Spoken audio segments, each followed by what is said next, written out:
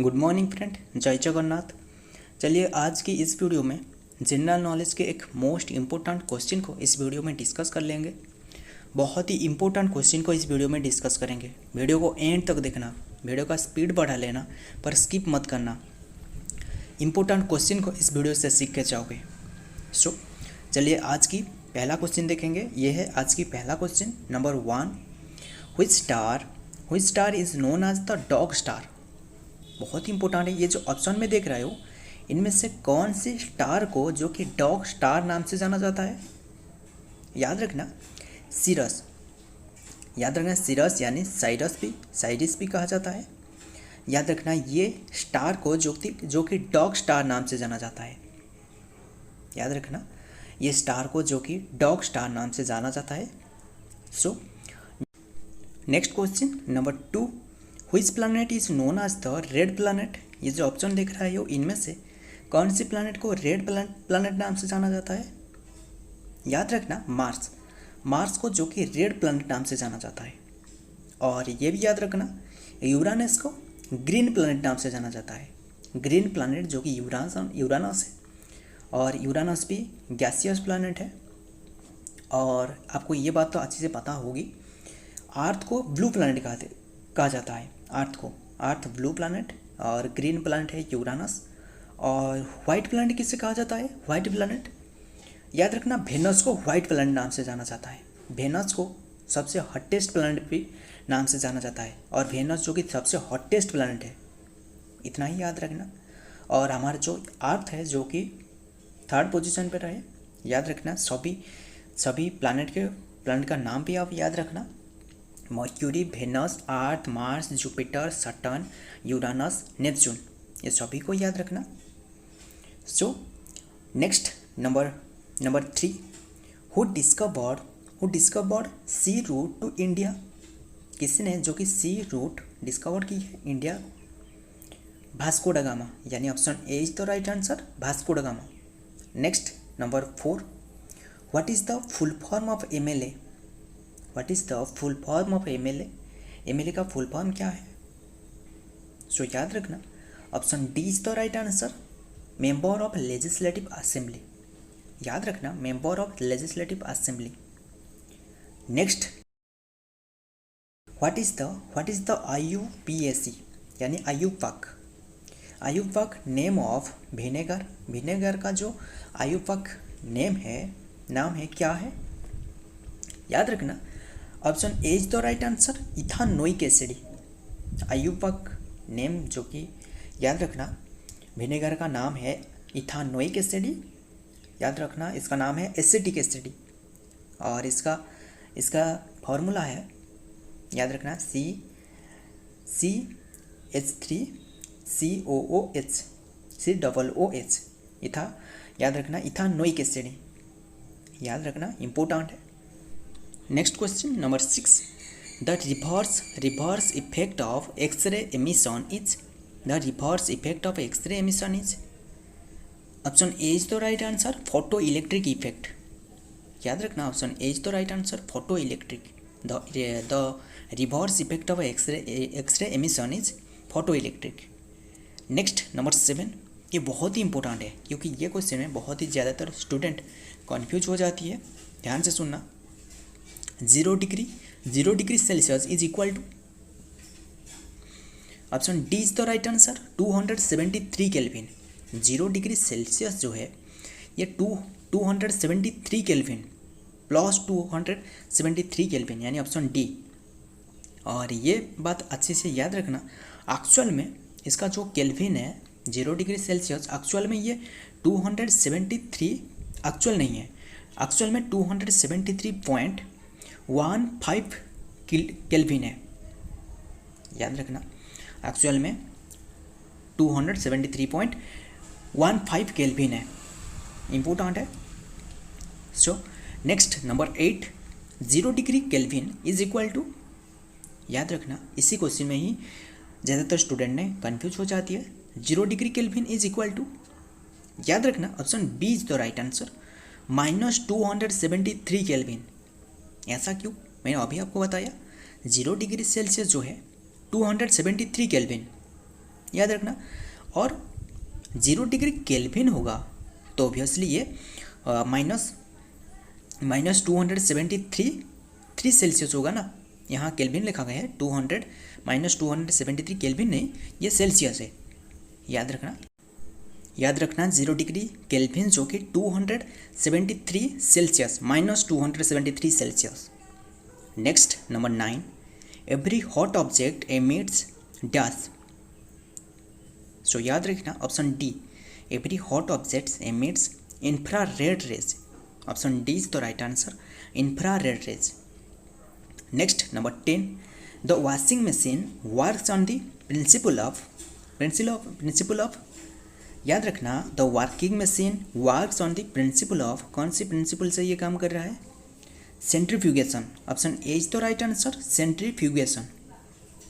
याद रखना।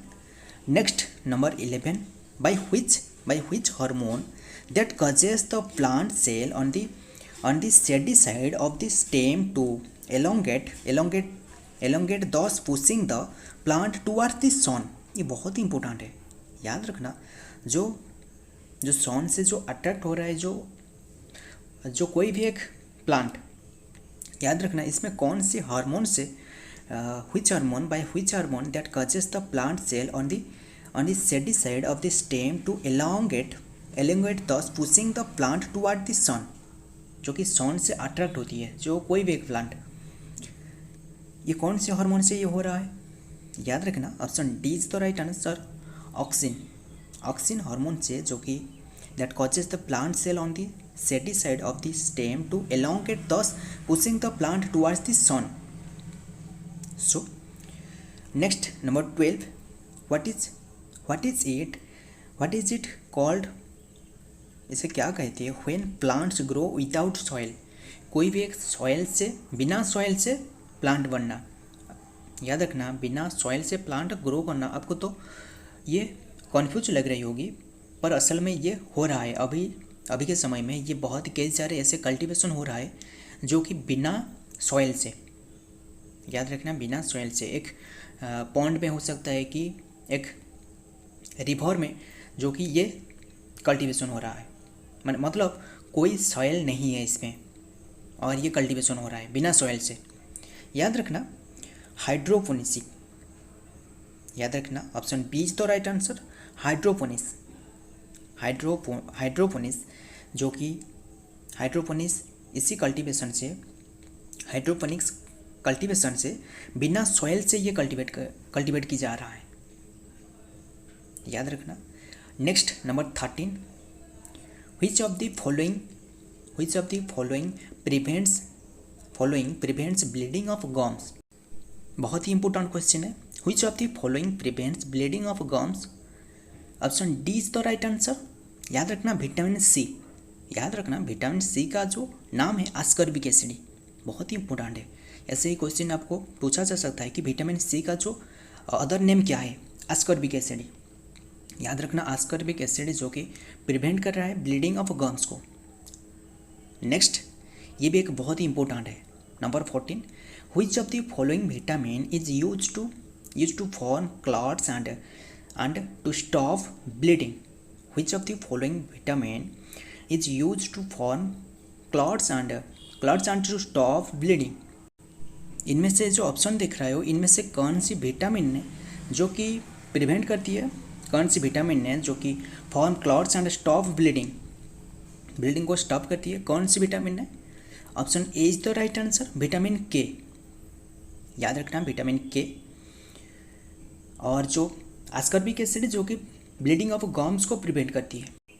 Next question number 15, chlorophyll containing autotrophic thallophytes is called as. Chlorophyll containing autotrophic ये किसने? Option C is the right answer, algae। Next number 16, lignite is known as. Lignite को और कौन से नाम से जाना जाता है? Brown coal. Option A is the right answer, brown coal. याद रखना, ध्यान से सुनना, लिग्नाइट को ब्राउन कोल से नाम से जाना जाता है। और कोल का 4 ही वेराइटी होती है, 4 types. Coal are of 4 types. एक है पीट, लिग्नाइट, बिटुमिनस, एंथ्रासाइट। याद रखना पीट में लगभग 50% वाटर रहे और लिग्नाइट सबसे जो अच्छी क्वालिटी की जो कोल है ये है एंथ्रासाइट। नेक्स्ट नंबर 17, इन December 3, 1984, ये बहुत ही इंपॉर्टेंट क्वेश्चन है, ध्यान से सुनना। इन December 3, 1984, more than 40 tons of which gas leaked from a pesticide plant in Bhopal. Bhopal का एक पेस्टिसाइड प्लांट था।